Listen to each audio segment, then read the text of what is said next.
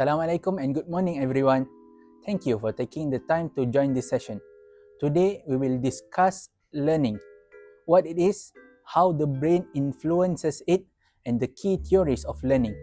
Let's get started. Firstly, we will learn about the definition and types of learning. Learning can be defined as the process of acquiring new knowledge, skills, values, or attitudes. There are three main types of learning. The first one, cognitive learning, involves critical thinking and problem solving.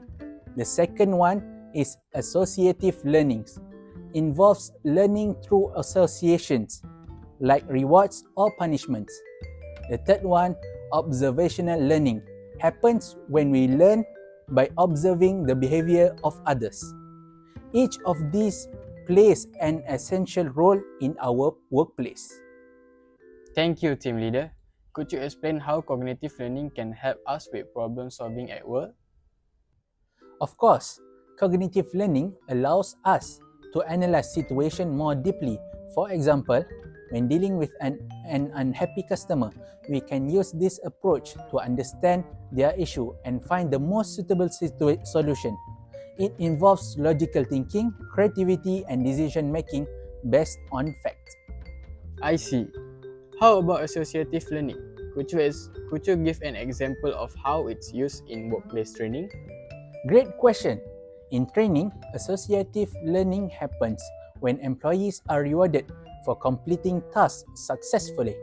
For instance, an employee who submits an accurate and timely report might be recognized as Employee of the Month. This connection between effort and reward motivates them to maintain high performance. Let me provide example for each type of learning. First one, cognitive learning. Imagine a marketing team learning how to analyze compare data.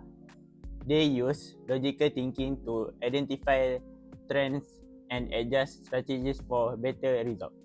For example, understanding that a specific types of content generates more engagement will help them focus on similar strategies.